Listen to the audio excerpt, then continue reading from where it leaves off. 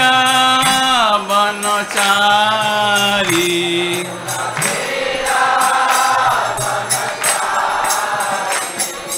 राधा माधव कुंज बिहारी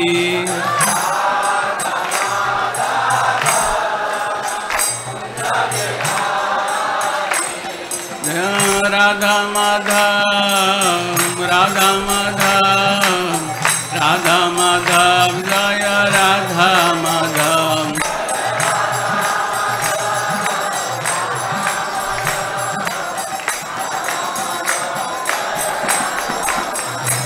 जय पंचतत्व पंचतत्व पंचतत्व जय पंचतत्व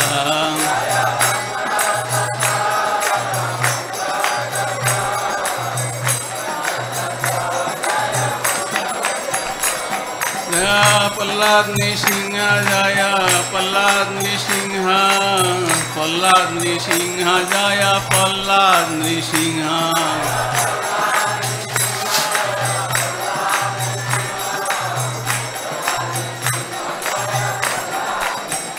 जय जय प्रभुपाद प्रभुपाद प्रभुपाद प्रभुपाद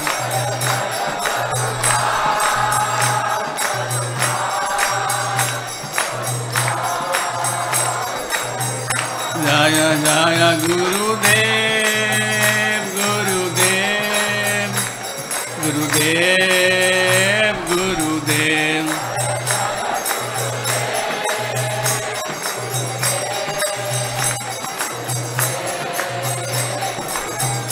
निताय गौर हरि बोल हरि बोल हरि बोल हरि बोल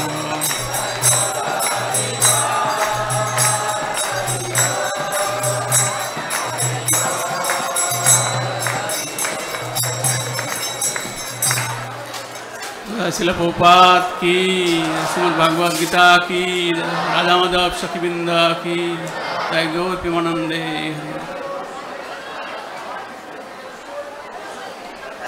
गणातिमिरन्दस्य गणाञ्जना शलाकया चक्षुरुन्मीलितं येन तस्मै श्रीगुरवे नमः श्रीचैतन्यमनोभीष्टं स्थापितं जनभूतले स्वयं रूप कदमैसं ददाति पदान्तिकं नमो विष्णुपदाय कृष्णपृष्ठाय भूतले श्रीमते भक्तिवेदान्त स्वामिनीति नामिने नमस्ते सरस्वती देवे गौरवाणी प्रसारिणे निर्विशेष शून्यवादी पाश्चात्य देशतारिणे वंशाकल्पतरुभ्यश्च कृपा सिन्धुभ्येव च पतितानां पावनेभ्यो वैष्णवेभ्यो नमो नमः शङ्कर्षणकर्णदशायि गर्भदशायि सपाब्दशायि शेषश्च जशंस कलाश नित्यानन्दकराम शरणं ममास्तु नमो महावदन्नाय कृष्णप्रेमपदायते कृष्णाय कृष्णचैतन्यनाम्ने गौरतीशे नमः हे कृष्ण करुणा सिन्धु दीनबन्धु जगत्पते गोपेश गोपिकाकान्त राधाकान्त नमोस्तुते तप्त कांचन गौरांगी राधे वृंदावनेश्वरी विश्वभानुसुते देवी प्रणमामि हरिप्रिय जय श्री कृष्ण चैतन्य प्रभु नित्यानंद श्री अद्वैत गदाधर शिवासादि गौर भक्तवृंद हरे कृष्णा कृष्णा कृष्णा हरे हरे हरे राम राम राम हरे हरे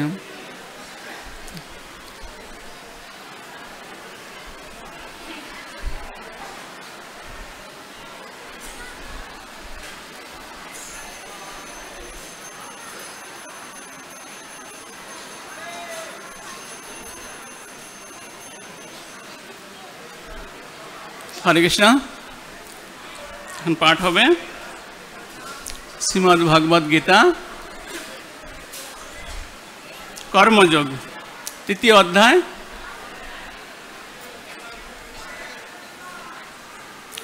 19 নম্বর শ্লোক। বোর্ডে শ্লোকটা লেখা আছে, সবাই বোর্ডের দিকে তাকান এবং আমি পড়ার চেষ্টা করছি, তারপরে আপনারা পড়বেন। তস্মাদসক্ত সততং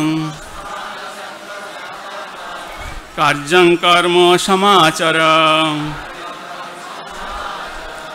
আসক্তঃ চরণ কর্ম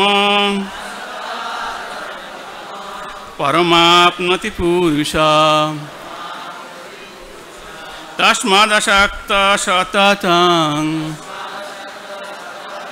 কার্যং কর্ম সমাচর আসক্তঃ চরণ কর্ম পরমাপ্নতি পুরুষম। তস্মাদসক্ত সততং কার্যং কর্ম সমাচর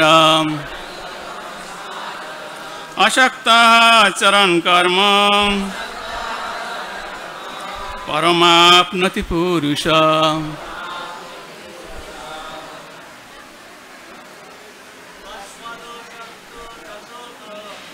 তস্মাদসক্ত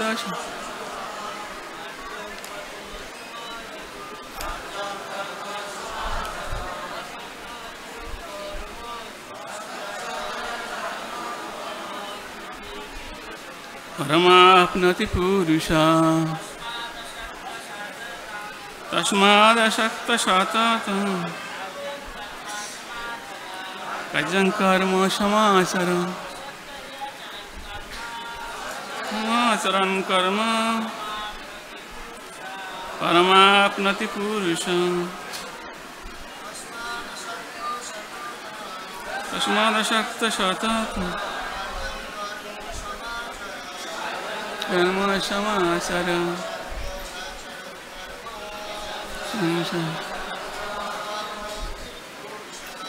পরমাপ্নতি পুরুষম। তস্মাদসক্ত সততং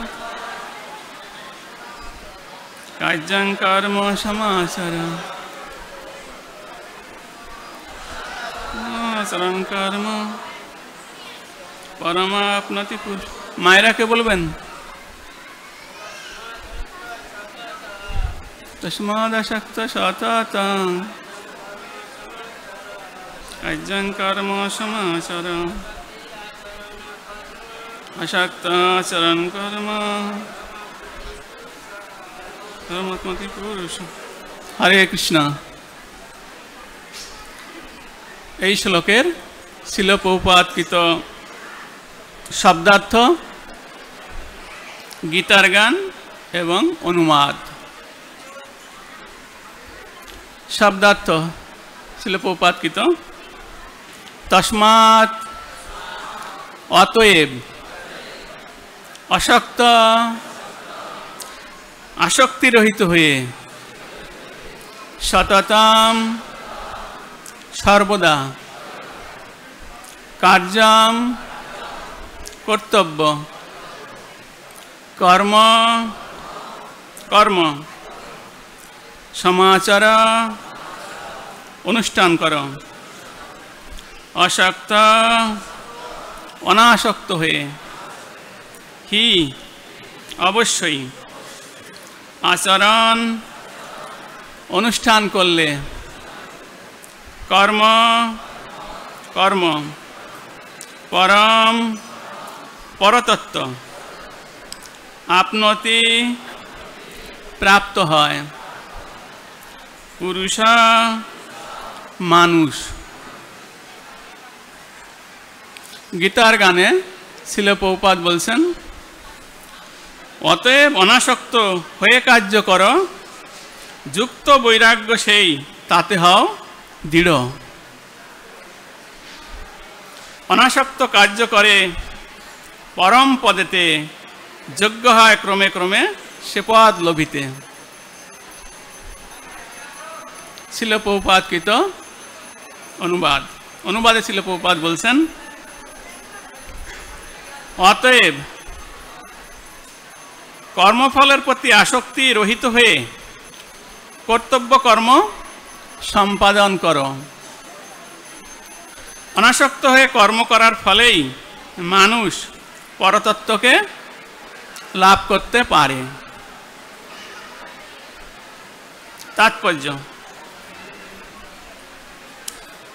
তাৎপর্য শিল প্রভুপাদ বলছেন, নির্বিশেষবাদী জ্ঞানী মুক্তি চান, কিন্তু ভক্ত কেবল পরম পুরুষ ভগবানকে চান। তাই সদ্গুরুর তত্ত্বাবধানে যখন কেউ ভগবানের সেবা করেন তখন মানব জীবনের পরম উদ্দেশ্য সাধিত হয়। কুরুক্ষেত্রের যুদ্ধে ভগবান শ্রীকৃষ্ণ অর্জুনকে যুদ্ধ করতে বললেন, কারণ সেটি ছিল তার ইচ্ছা। সৎকর্ম করে, অহিংসা ব্রত পালন করে ভালো মানুষ হওয়াটাই স্বার্থপর কর্ম। কিন্তু সৎ অসৎ, ভালো মন্দ, ইচ্ছা অনিচ্ছার বিচার না করে ভগবানের ইচ্ছা অনুসারে কর্ম করাটাই হচ্ছে বৈরাগ্য। এটিই হচ্ছে সর্বশ্রেষ্ঠ কর্ম। ভগবান নিজেই সেই উপদেশ দিয়ে গেছেন। বৈদিক আচার অনুষ্ঠান যাগযজ্ঞ করার উদ্দেশ্য হচ্ছে ইন্দ্রিয় উপভোগজনিত অসৎ কর্মের কুফল থেকে মুক্ত হওয়া। কিন্তু ভগবানের সেবায় যে কর্ম সাধিত হয় তা অপ্রাকৃত কর্ম এবং তা শুভ ও অশুভ কর্মবন্ধনের অতীত। কৃষ্ণভক্ত যখন কোনো কর্ম করেন তা তিনি তার ফল ভোগ করার জন্য করেন না, তা তিনি করেন কেবল শ্রীকৃষ্ণের সেবা করার জন্য। ভগবানের সেবা করার জন্য তিনি সব রকমের কর্ম করেন, কিন্তু সেই সমস্ত কর্ম থেকে তিনি সম্পূর্ণ নিষ্পৃহ থাকেন। নমো বিষ্ণুপদায় কৃষ্ণবিষ্টায় ভূতলে শ্রীমতে জয় পতাকা স্বামিনী নমিনে নমো আচার্য পদায় নিতায় কৃপাপদায়নে গৌর কথদামোদয় নগর গ্রাম তারিণী। তো ভগবান শ্রীকৃষ্ণ বলছেন কাকে? এই শ্লোকটি কাকে বলছে? অর্জুনকে বলছেন। অর্জুনকে উদ্দেশ্য করে আমাদের প্রত্যেককে বলছেন, ব্যক্তিগতভাবে কৃষ্ণ প্রত্যেককে বলছেন। এটা গাভী যখন দুধ দেয়, দুধ কাকে দেয়? তার বাচ্চাকে দেয়, তাই না? কিন্তু দুধ খায় কারা? আমরা, তাই না? সেই জন্য একটা গৃহস্থ গো পালন করে, সে গাভীর দুধ থেকে কি করবে? দুধ নিয়ে ভগবানকে দেবে, নিজেরা খাবে। গাভী কিন্তু গৃহস্থকে দুধ দেয় না, দুধ দেয় বাছুরকে, বাচ্চাকে উদ্দেশ্য করে। সেই রকম এখানে কৃষ্ণের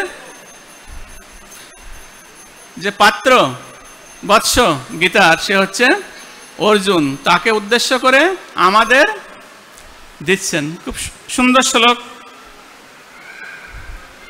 এই শ্লোকটা কোথা থেকে আসছে? অর্জুন বললেন আমি যুদ্ধ করব না। কারণ কৃষ্ণ তাকে বললেন ঠিক আছে কর্ম করো, কর্মযোগের উপদেশ দেওয়া হয়েছে। তারপর কি বলছেন? কর্মের থেকে ভালো একটা জিনিস আছে। তো তখন বলছে তাহলে এই প্রথম শ্লোকেই সেটা বলেছেন কৃষ্ণ। এই নবম অধ্যায়ের দ্বিতীয় শ্লোকে অর্জুন প্রশ্ন করছেন যে হে প্রভু, তুমি দুই রকমের বাক্য বলছো। দুই রকমের বাক্য কৃষ্ণ কিভাবে বলেছেন? বলছেন তুমি আগে বললে কর্ম করতে, আর এখন বলছো কর্ম থেকে আর একটা শ্রেষ্ঠ বস্তু আছে। কি সেটা? ভক্তি বিষয়নী বুদ্ধি। তাহলে আমাকে কেন এই কর্ম করতে বলছো, এই যুদ্ধ করতে কেন বলছো? তখন কৃষ্ণ অনেক কথা বলেছেন অর্জুনকে তার উত্তরে। আজকের শ্লোকে কি বলছে? যে অনাসক্ত হয়ে করো। কেউ কখনো কর্ম না করে থাকতে পারে? আপনি বাইরের থেকে কাজকর্ম করবেন না, কিন্তু নিঃশ্বাস এটা কর্ম। নিঃশ্বাস না নিলে আমরা বাঁচতে পারবো? বাঁচতে পারবো না। তো কর্ম করতে হবে। নিঃশ্বাস নেওয়াটা কর্ম? অবশ্যই কর্ম। এই যে নিঃশ্বাস নিচ্ছেন, এটা নিঃশ্বাস। এই যে হাওয়াটা খাচ্ছেন, গ্রহণ করছি আমরা হাওয়া, এটা কে দিয়েছে? ভগবান কৃষ্ণ গীতায় বলছেন এটা আমি দিয়েছি। তো যদি কোনোদিন বিল পাঠায় তাহলে আমাদের অবস্থা কি হবে মনে করেছেন একবার? হ্যাঁ, এই জন্য চিন্তা করা উচিত প্রতিদিন, প্রতিটা নিঃশ্বাস নেওয়ার সঙ্গে সঙ্গে এটা আমরা পয়সা না দিয়ে গ্রহণ করছি, তাই না? যে মাটির উপর দাঁড়িয়ে আছি, ভগবান বলছেন আমার থেকে 8টা প্রকৃতি আসছে, ক্ষিতি, আপ, তেজ, মরুদ, বোম। তুমি যে মাটির উপর দাঁড়িয়ে আছো এটা আমার থেকে আসছে, আমি দিয়েছি এটা। মাটি ছাড়া আমরা কোথায় দাঁড়াবো? কত সময় আপনি আকাশে থাকবেন? বলছে আকাশে যে দাঁড়া যাবে ওটাও আমার, বাতাসটাও আমার, আগুনটাও আমার, আমি দিয়েছি। আর কি দিয়েছি? জলটাও আমার। আর তোমার যে মন, সেটাও আমি দিয়েছি, বুদ্ধিটাও আমি দিয়েছি, আর অহংকারটাও আমি দিয়েছি। তো তাহলে প্রশ্ন আসে, তাহলে ভগবান যখন সব কিছু দিয়েছে আমাদের আত্মার, উনি গীতায় বলেছেন অহং বীজ পদ পিতা, তোমাদের পিতা হচ্ছে আমি। আমরা বলতে পারি আমাদের জড়দেহের পিতামাতা আছে, কিন্তু আত্মা কে দিয়েছে? কৃষ্ণ দিয়েছেন। কৃষ্ণ আমাদের পিতা। আর এই যে দুটো দেহ আছে, আমাদের প্রত্যেকের দুটো দেহ আছে। এই যেটা আমরা দেখতে পাচ্ছি বাইরে, এটাকে বলে স্থূল দেহ। কি দিয়ে তৈরি? ক্ষিতি, আপ, তেজ, মরুদ, বোম বেশি, এর মধ্যে অন্যান্য উপাদান আছে। আর আত্মার মধ্যে আমরা হচ্ছি আত্মা। আত্মার কতটুকু? চুলের অগ্রভাগের 10,000 ভাগের 1 ভাগ। তো সেটা চলতে পারে না, যার জন্য তাকে কি করা হয়েছে? ভগবান একটা দেহ দিয়েছে, প্রথম দেহ, সেটা হচ্ছে সূক্ষ্ম দেহ। সূক্ষ্ম দেহটা কি? মন, বুদ্ধি, অহংকার আর চিত্ত দিয়ে তৈরি। এর মধ্যে মন সম্বন্ধে আমাদের প্রত্যেকের ধারণা কম বেশি আছে, তাই না? ঘুমিয়ে পড়লে দিল্লি চলে যায় না? এদিকে ওদিকে চলে যায়। এই হচ্ছে মন, ঠিক আছে? তো মন কি দিয়ে তৈরি? মন জানা আছে? জানতে হবে, কারণ আমরা অজ্ঞানে এই জগতে পড়েছি। এই ভক্তি উত্তত যে জ্ঞান, এর দ্বারা আমাদের মুক্তি হবে। তো মন কি দিয়ে তৈরি? তো এই যে মনের মধ্যে আছে এই যে ক্ষিতি। ক্ষিতি মানে মাটি। মাটির দুটো রূপ আছে, একটা স্থূল মাটি আর একটা সূক্ষ্ম মাটি। তো সূক্ষ্ম মাটি দিয়ে তৈরি সূক্ষ্ম জল, সূক্ষ্ম আগুন, সূক্ষ্ম আকাশ আর সূক্ষ্ম বাতাস। আমরা যেটা এখানে দেখতে পাই এটা হচ্ছে স্থূল রূপ। তাতেও আমরা আকাশ আর বাতাসকে দেখতে পাই না। এই বাতাস এবং আকাশের আরেকটা সূক্ষ্ম রূপ আছে। এইগুলো দিয়ে মন তৈরি। মনের মধ্যে আর কি আছে? ক্ষিতি, আপ, তেজ, মরুদ, বোমের সূক্ষ্ম জায়গাগুলো। আর মনে কি আছে? 10টা কর্মেন্দ্রিয়, 5টা কর্মেন্দ্রিয়, 5টা জ্ঞানেন্দ্রিয়, 10টা মনের মধ্যে রয়েছে। মনের মধ্যে চোখ আছে, জানেন তো? মনের চোখ আছে। প্রত্যেকে চোখ বন্ধ করুন আর রাধা মাধবকে দেখার চেষ্টা করুন, একটা রূপ আসবে না? ওটা হচ্ছে মনের চোখ। বা আমরা হয়তো এখানে দাঁড়িয়ে আছি, অন্য চিন্তা করছি, সামনে রাধা মাধব আছে, মন্দির খুলে গেছে, আমরা দেখতে পাচ্ছি না। কি ড্রেস পরালো আজকে রাধা মাধবকে? তাই তো, আমি তো কিছুই দেখিনি। যদিও আমার চোখ ছিল কোথায়? রাধা মাধবের দিকে, তাও আমি দেখতে পাইনি। কেন? মনের একটা চোখ আছে, সেটা খোলেনি, সেটা অন্য চিন্তা করছিল। মনের চোখের সঙ্গে এই চোখের কানেকশন হলে রাধা মাধবকে দর্শন হবে। ঠিক আছে? তো মনের মধ্যে আছে চক্ষু, কর্ণ, কান, মনে শুনতে পায়। কিরকম? তার প্রমাণ, যদি আপনি অন্য মনস্ক আছেন, অন্য চিন্তা করছেন, আপনাকে কেউ কিছু বলছে, আপনি শুনতে পাবেন না, হয় না? তার মানে মনের যে কর্ণ আছে, কান আছে, সেটা খোলা নেই, দুটো একসঙ্গে হতে হবে, তাহলে কি হবে? ওটা শোনা যাবে। এই জন্য বলে এই মন দিয়ে শোন, বলো না? তো এইরকম মনের মধ্যে আছে, এটা জানতে হবে প্রত্যেককে ভালো করে। এটা পারমার্থিক, এইটা এই যে শ্রীমদ্ ভাগবত গীতা, এটা এরকম নয়, এটা কেউ লিখে দিয়েছে।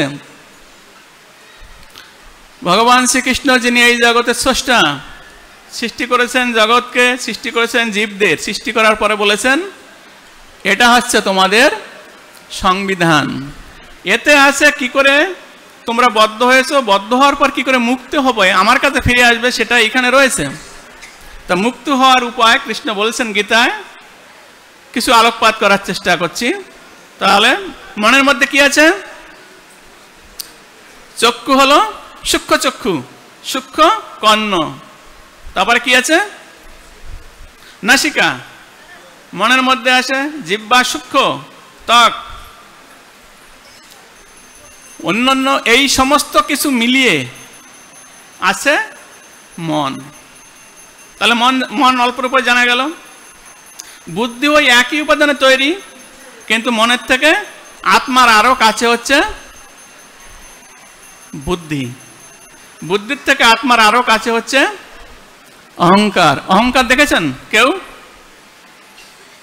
অহংকার দেখবেন পথে যেতে যেতে, আপনার যদি কেউ বলে যে আবার মন্দিরে গেছে, দেখো সাধু হয়ে গেছে, কেমন লাগবে? দেব একটা, তাই না? অহংকার, এটাকে বলে অহংকার। আমি, আমার, এটাকে অহংকার বলে। এটা সূক্ষ্ম রূপে মনের মধ্যেও আছে। তো এই যে অহংকার, যেটা এরপরে আছে চিত্ত, যাতে আমাদের অনন্ত জীবনের সমস্ত কামনা বাসনা, যে সমস্ত কর্ম আমরা এখনো ফল ভোগ করিনি, আদি সব আছে ওর মধ্যে। এই হচ্ছে আমাদের সূক্ষ্ম দেহ। তো ভগবান কিরকম? আপনি যা বাসনা করবেন সেটা আপনাকে পূর্ণ করাবে। ঠিক আছে? কিভাবে পূর্ণ করাবে? যদি আপনি মনে করেন, আমরা কত বাসনা করি 1 মিনিটে, আপনি বলতে পারেন একদিনে কত বাসনা আমরা করি? কেউ বলতে পারবেন না। অসংখ্য, অগন্তি। যদি আমি ওই প্রভুটার মতো 3 লক্ষ জপ করতে পারতাম, হরিদাস ঠাকুরের মতো, যদি আমি ওই বক্রেশ্বর পণ্ডিতের মতো নৃত্য করতে পারতাম, যদি আমি ভারতবর্ষের কেন আমেরিকার প্রধানমন্ত্রী হতে পারতাম, কত বাসনা আছে, থাকে না? তো এত বাসনা কৃষ্ণ পূর্ণ করবে। যেহেতু বাসনা হয়েছে জীবের, কিভাবে পূর্ণ করে? বাস্তবে সব বাসনা জীবের পূর্ণ হওয়া সম্ভব নয় বলে স্বপ্নে অনেক বাসনা, ক্ষীরোদশায়ী বিষ্ণু, আমাদের হৃদয়ে যিনি শয়ন করে থাকেন, উনি হচ্ছেন ক্ষীরোদশায়ী বিষ্ণু, উনি পূর্ণ করেন। কিভাবে? স্বপ্নে আমরা মাঝে মাঝে রাজা হয়ে যাই না? আমার আগে কখনো বাসনা ছিল রাজা হওয়ার, ওই বাসনা পূর্ণ হয়ে গেল, অর্থাৎ ওই কর্ম কেটে গেল, ভগবান আমাদের ইচ্ছা পূর্ণ করে দিলেন। ঠিক আছে? কারণ এই সমস্ত বাসনা পূর্ণ না হলে আমরা কখনো এই জড়জগৎ থেকে মুক্ত হতে পারবো না। তো ঠিক আছে, একটা বাসনা পূর্ণ হলো, আমরা 1000 বাসনা করছি। এই জন্য কৃষ্ণ এই শ্লোকে কি বলছেন? যে হে অর্জুন, তুমি কর্ম করে যাও, তোমার কখনো ফল ভোগ করতে হবে না, ফল থেকে মুক্ত থাকবে। সেটা কি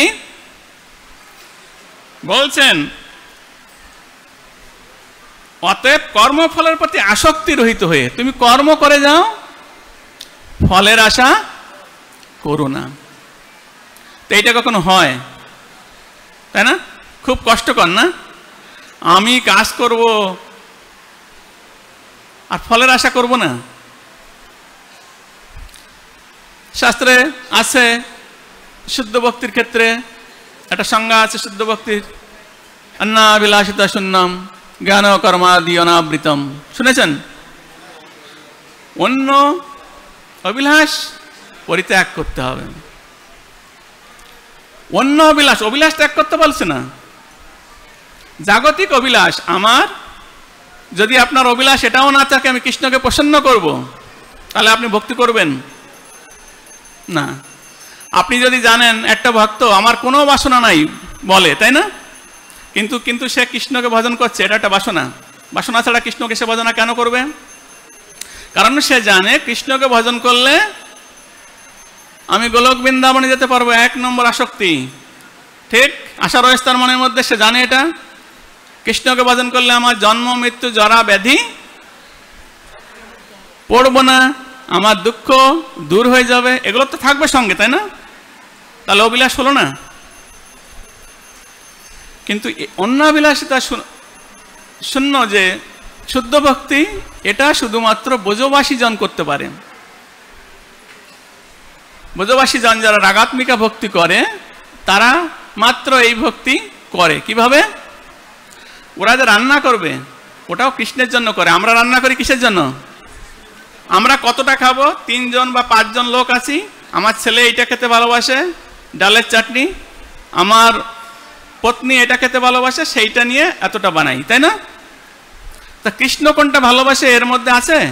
সুতরাং ভক্তি এর মধ্যে হরে কৃষ্ণ হরে রাম, বোঝা গেছে? শুদ্ধ ভক্তি।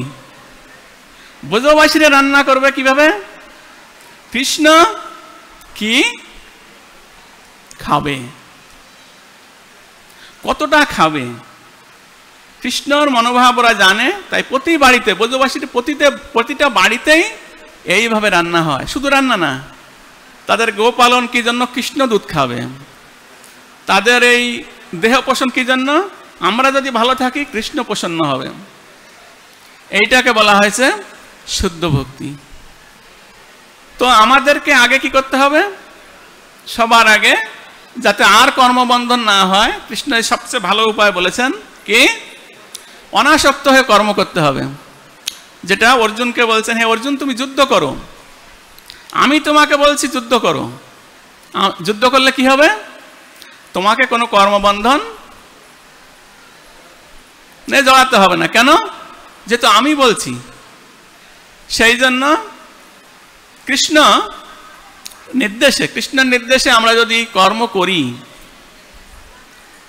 তাহলে আমাদের আর ফলে এই কর্মফলের চক্রে 84 লক্ষ জনিতে যে আমরা ভ্রমণ করছি, জলযান অবলক্ষানি, জলের মধ্যে আমরা কত বছর ছিলাম? 9 লক্ষ জনি আছে। কত কষ্টকর না? জলের মধ্যে কত রকমের মাছ, কত রকমের পোকা, প্রতিটা জীবকে ওইভাবে ভ্রমণ করতে হয়। যারা যতদিন মুক্ত না হচ্ছে ততদিন 84 লক্ষ জনিতে প্রত্যেককে ভ্রমণ করতে হয়। তো সেই জন্য খুব ভাবলে খুব কষ্ট লাগে। বাদ দিন ওই সমস্ত কথা, 84 লক্ষ জনি, এই জীবনের কথাই মনে করুন আমরা কত কষ্ট পাই না? মাতৃগর্ভে ছিলাম, কত কষ্ট তো। ছোটবেলা থেকে বড় হতে কত কষ্ট। এখন কি কষ্ট হচ্ছে না? হচ্ছে। আর বৃদ্ধকাল আওলো সব সুখ ভাগলো।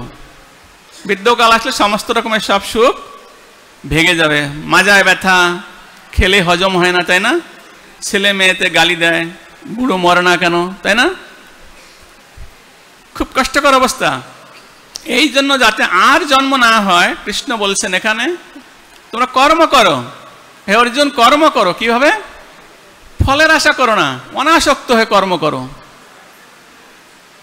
তো কৃষ্ণ যেভাবে গীতা অর্জুনকে নির্দেশ দিয়েছেন, এইভাবে কৃষ্ণ যাতে প্রসন্ন হয় সেইভাবে আমরা যদি কর্ম করি তাহলে কি হবে, আমাদের নূতন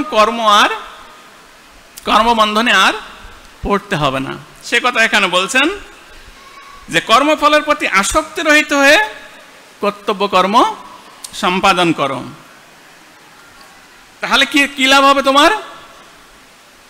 ভগবান কৃষ্ণ অর্জুনকে বলছে তাহলে এইভাবে কর্ম করার ফলে মানুষ পরতত্ত্বকে লাভ করতে পারে। পরতত্ত্ব কি? পরতত্ত্ব, শ্রেষ্ঠ তত্ত্ব কৃষ্ণ কে লাভ করতে পারবে। তো এখানে বলছে শ্রীল প্রভুপাদ তাৎপর্যে যে কুরুক্ষেত্রের যুদ্ধে ভগবান শ্রীকৃষ্ণ অর্জুনকে যুদ্ধ করতে বলছেন, কারণ সেটি তার ইচ্ছা। তো তার ইচ্ছা ছাড়া যে সমস্ত আমরা কর্ম করি, এই জগতে অনেক লোক আছে যারা কি বলে যে আমরা অহিংসা নীতি পালন করছি। শ্রীল প্রভুপাদ বলছেন এখানে কেউ কেউ অহিংসা ব্রত পালন করে। শ্রী রাধা মাধব সখীবৃন্দ কি যায়। তো অহিংসা বলে কিছু হয় জানেন? অহিংসা কাকে বলে? তারা অহিংসাকে বলে যে আমি মাছ মাংস খাই না, শুধু নিরামিষ খাই। এটা কি অহিংসা হলো? অহিংসা ছাড়া কখনো একটা জীবন ধারণ করতে পারে না কোনো মানুষ। যারা জঙ্গম মানে যারা চলাফেরা করতে পারে, এরা কি করতে পারে না? হিংসা না করে জীবন ধারণ করতে পারে না। হিংসা হচ্ছে কয় রকমের? দুই রকমের। একটা সাত্বিক হিংসা আছে, ওরা যেটা বলছে অহিংসা আমরা করি, অর্থাৎ আমরা কি করি না, পশু মেরে পশু হত্যা করে খাই না। তো এই যে আমরা ধান খাই, চাল খাই, গম খাই, এর মধ্যে প্রাণ আছে, এটাকে সাত্বিক হিংসা বলে। এটা করতেই হবে। তো আমরা শ্রীমদ এই ভগবদ গীতায় বলা হচ্ছে জীবের আমাদের অবস্থা কি? কৃষ্ণের দাস হচ্ছে আমাদের স্বরূপ। কিন্তু আমরা এখানে এসে কি করছি? ভোগ করছি না? ওই ধান চালগুলোকে তো আমরা ভোগ করছি। যদি আমরা ভোগ করি তাহলে আমাদের কর্মবন্ধন হবে। প্রত্যেকটা জিনিসের জন্য আমাদের কর্মবন্ধন হবে। আপনি ভগবানকে নিবেদন না করে যা কিছু খাচ্ছেন, কর্মবন্ধন হবে। ভগবানকে না দিয়ে খাচ্ছেন, ওটা সাত্বিক হিংসা হচ্ছে। আর হিংসা করলে তো তার ফল ভোগ করতে হবে। এই জন্য বলছে যে ভালো মন্দ, শ্রীল প্রভুপাদ বলছেন ভালো মন্দের অতীত হতে। ভালো কি? আমার বাড়িতে কখনো চোর আসবে না, এটা কি ভালো? ভালো। এটা আমার জন্য ভালো হতে পারে, কিন্তু চোরের জন্য মোটেই ভালো নয়, ঠিক না? চোরের জন্য ভালো কি? আমি চুরি করব। তাহলে এটা কি ভালো আর মন্দ কোনটা হলো? এই জগতে জাগতিক কোনো ভালো এবং মন্দ বলে স্থির কোনো সিদ্ধান্ত হয় না। এখন এই ফ্যানটা চলছে উপরে, এটা ভালো? এটা আমার জন্য এখন ভালো, আর যদি মাঘ মাসে কেউ এটা চালিয়ে দিত তাহলে কি হতো? খারাপ, তাই না? তাই ফ্যানের দোষের জন্য না। তাহলে ভালো মন্দের সঙ্গ বোঝা যাচ্ছে। এইটা হচ্ছে দ্বৈত জগৎ। কেউ বলবে এটা ভালো, কেউ বলবে এটা ভালো। যারা মাংসাশী তারা বলবে মাংস খাওয়া ভালো, যারা নিরামিষাশী তারা বলবে নিরামিষ খাওয়া ভালো। এটা দ্বন্দ্ব। বস্তুত পক্ষে দুটোর একটাও ভালো না। কৃষ্ণ বলছেন এই দুটোর অতীত হও, ভালো এবং মন্দের অতীত হও। অতীতটা কিভাবে হতে বলছে? বলছে এই জাগতিক যে সমস্ত ভালো এবং মন্দ, ইচ্ছা এবং অনিচ্ছা, আমার ইচ্ছা না এখন এটা করার, আপনার কর্মবন্ধন হবে। তাহলে আমার ইচ্ছা আছে এটা করব, আপনার কর্মবন্ধন হবে।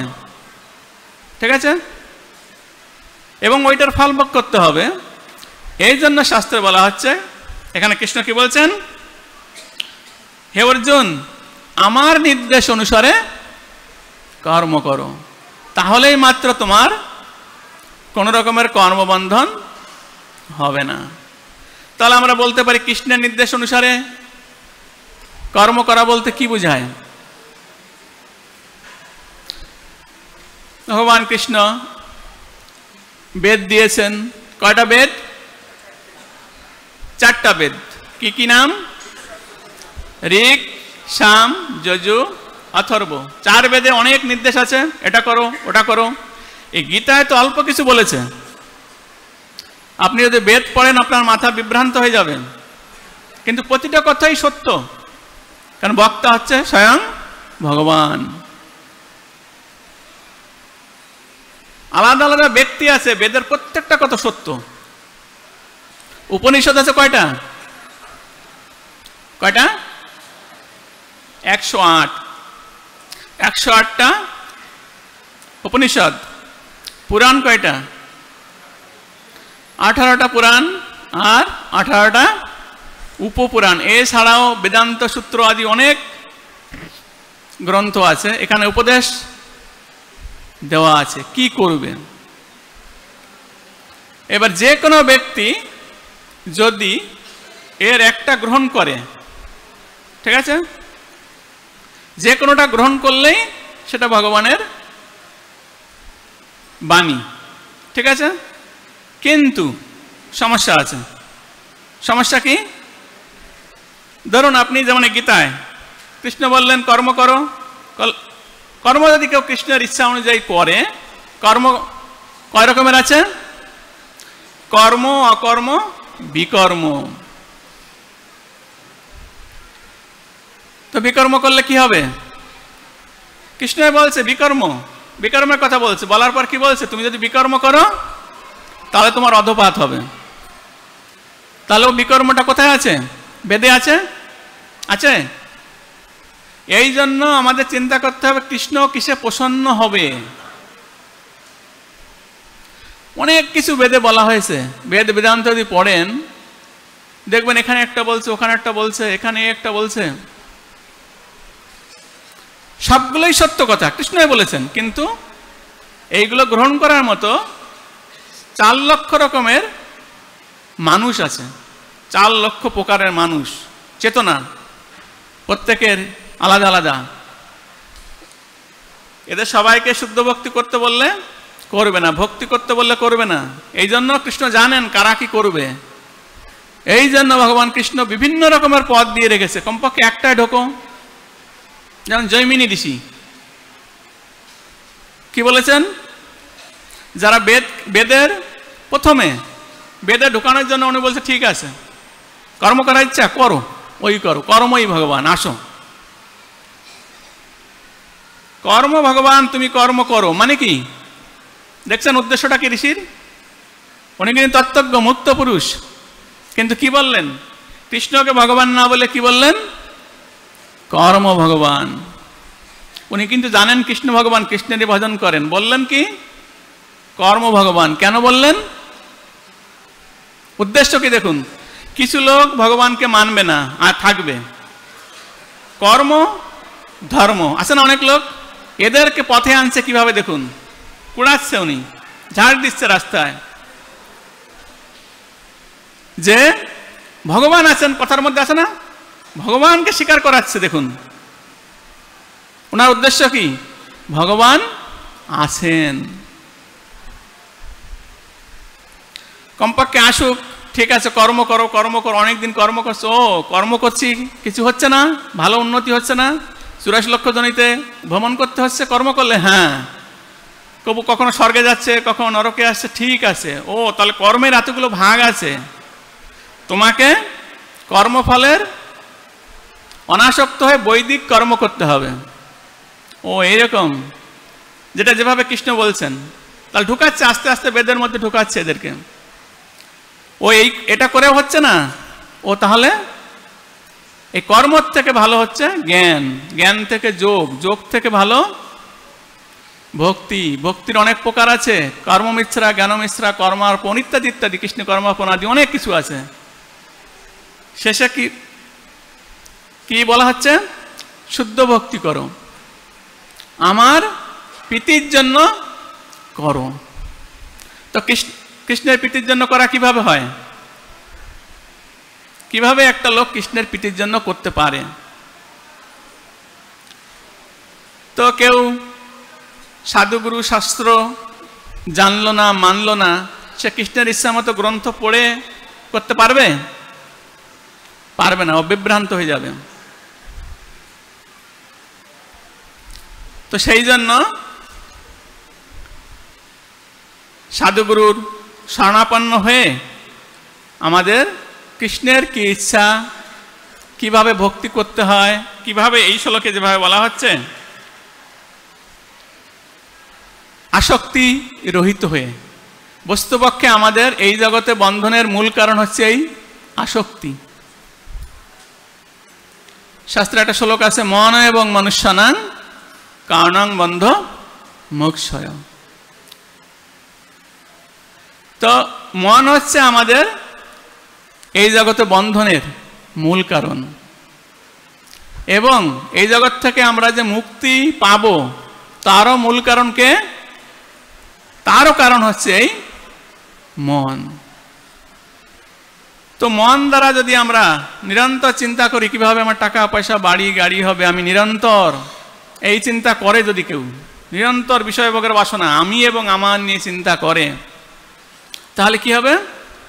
84 লক্ষ জনিতে ভ্রমণের পর্যায় বেড়েই চলবে।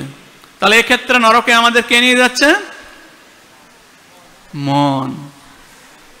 আর এই শ্লোক অনুযায়ী যদি কেউ কোনো রকমের জাগতিক কোনো বস্তুর প্রতি আসক্তি না রেখে, আসক্তি না রাখা মানে কি?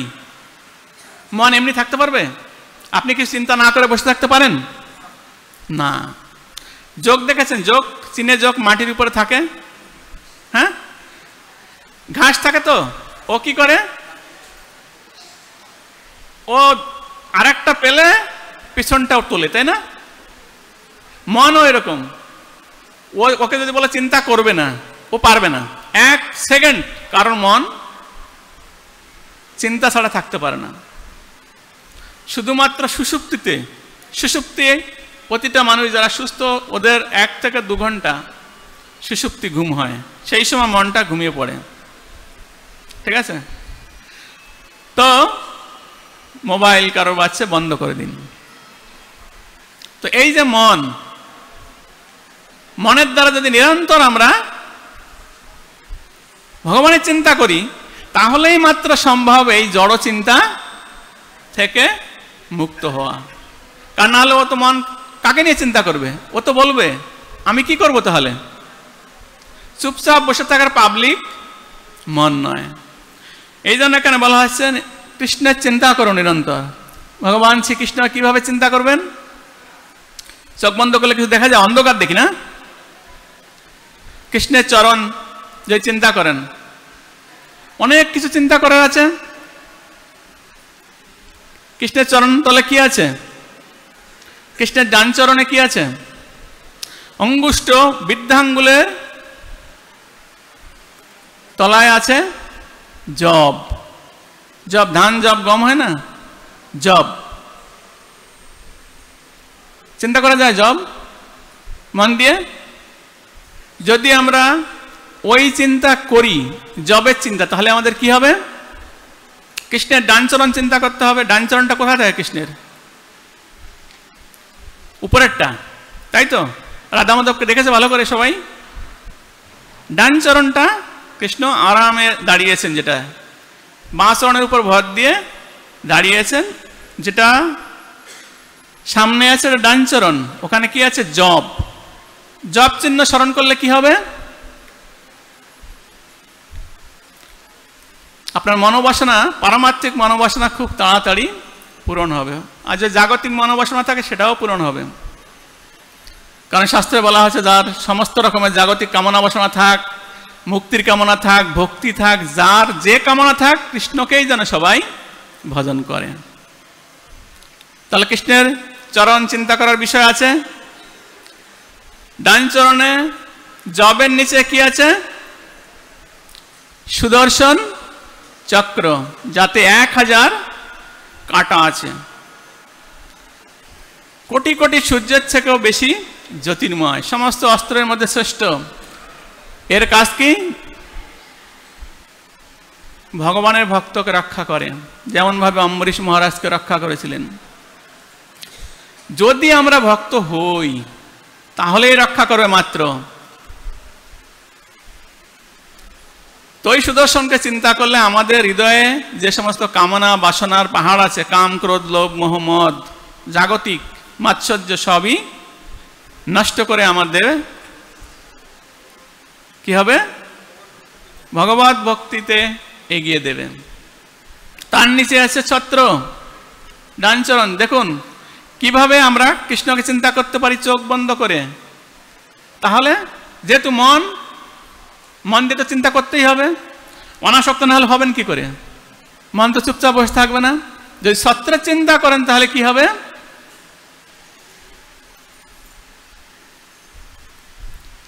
তিতাব ক্লেশ থেকে সম্পূর্ণরূপে দূরে থাকবেন। তিতাব ক্লেশ কি? প্রত্যেকে আমরা তিতাব ক্লেশ পাচ্ছি। দেবতারা আমাদের কষ্ট দিচ্ছে, প্রহ্লাদ নিঃসন্দেহ কি যায়, কষ্ট দিচ্ছে।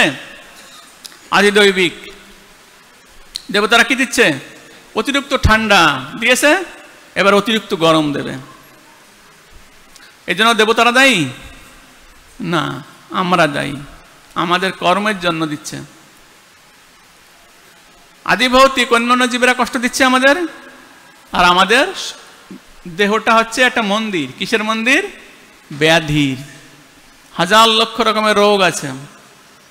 এই সমস্ত কিছু থেকে নিরাপদে থাকা যাবে। তাহলে কৃষ্ণের চরণ চিন্তা করা যাবে। তার পাশে আছে কি? বৃদ্ধাঙ্গুল আর এই আঙ্গুলের মাঝে কি আছে? উদ্ধরেখা, যেটাকে আপনি যদি চিন্তা করেন তাহলে ভক্তি জীবনে খুব শীঘ্র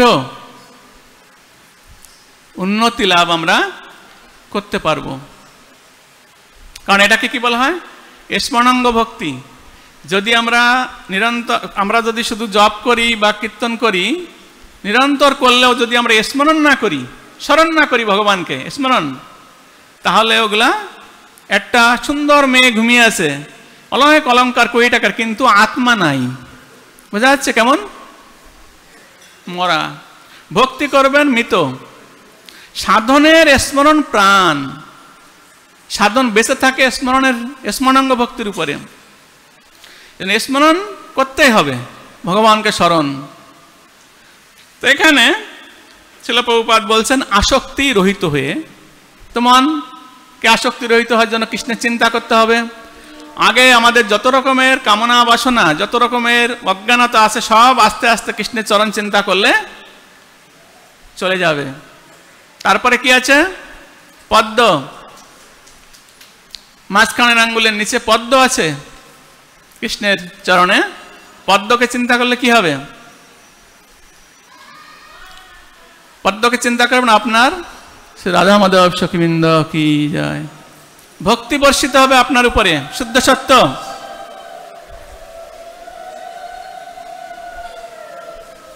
তার নিচে কি আছে? পতাকা। যদি আপনি চিন্তা করেন যে বিজয় পতাকা, পতাকার চিন্তা করবেন, আপনার বিজয় হবে। বিজয় ভক্তিতে বিজয়, জয় লাভ করবেন, আপনার সমস্ত ইচ্ছা পূর্ণ হবে। তারপরে আছে কনিষ্ঠ, আর নিচে আছে অঙ্কুশ। এটা আমাদের লাগবে, এই জন্য এখানে আসা। মন চঞ্চল, আর আমরা এর আগে শ্রবণ করলাম, মনকে যদি আমরা কৃষ্ণের চরণে রাখতে পারি তাহলে কি হবে? আসক্তি রহিত হয়ে আমরা জড়বন্ধন মুক্ত হয়ে যাব। অঙ্কুশের চিন্তা করলে, হাতিতে মাহুতের কাছে একটা অঙ্কুশ থাকে না? অঙ্কুশ, অত ছোট মাহুত, তাই না? হাতিকে বশ করছে কিসের দ্বারা? অঙ্কুশের দ্বারা। কৃষ্ণের চরণে অঙ্কুশ চিন্তা করলে আমাদের মন বশীভূত থাকবে, আর বিষয়ে ধাবিত হবে না। কোথায় থাকবে? কৃষ্ণের চরণে। তার নিচে আছে কি? বজ্র, অঙ্কুশের নিচে। তো বজ্রতে কি আছে? বজ্র চিন্তা করলে বজ্র দিয়ে পাহাড় ভাঙা যায়। আমাদের হৃদয়ে যে পাপের পাহাড় আছে না, কত পাপ আমরা জানতে অজান্তে করি। কেউ বলতে পারে আমরা পাপ করি না প্রতিদিন? রাস্তা হেঁটে যাচ্ছেন, পড়ছে না পিঁপড়ে? নিঃশ্বাসের সঙ্গে জীবাণু যাচ্ছে না? জলের সঙ্গে জীবাণু যাচ্ছে না? আর কত রকমের মেন্টাল পাপ কর্ম আমরা করি জেনে শুনে, তাই না? না জেনে তো অসংখ্য। তে সমস্ত কিছু নষ্ট হয়ে যাবে কিসের দ্বারা? বজ্র চিন্তা করলে। দেখুন কৃষ্ণের ডান চরণ, সামনে যেটা আছে চরণ নূপুর পরানো আছে, দুটো ফুলের নূপুর আছে, এই চিহ্নগুলো ওখানে আছে, দেখা যাচ্ছে। আর আমরা পূজারীও নই, আমাদের ভিতরে যেতেও দেবে না। সুতরাং আমাদের এইভাবে স্মরণ করতে হবে। তার নিচে আছে গোড়ালিতে কি? অষ্টকোণ। পক্ষ জম্বু চারটা চার কোণায় আছে, আর চারটা স্বস্তিক চিহ্ন ইত্যাদি ইত্যাদি আরো অনেক চিহ্ন আছে। এখনকার বিষয় ওটা নয়। তো এখানে বলছে, যেহেতু সময় শেষ, এখানে এই শ্লোকে বলছে অতএব কর্মফলের প্রতি আসক্তি রহিত হয়ে কর্তব্য কর্ম সম্পাদন করো। শিল প্রভুপাদ এখানে তাৎপর্য বলছেন, যেটা ভগবান কৃষ্ণ অর্জুনকে বলছেন। তো আমাদের কি করতে হবে? যদি আমরা ভববন্ধন থেকে মুক্ত হতে চাই তাহলে অবশ্যই এটা করা উচিত। আর যদি আমরা না চাই তাহলে এটা করা উচিত। কেন?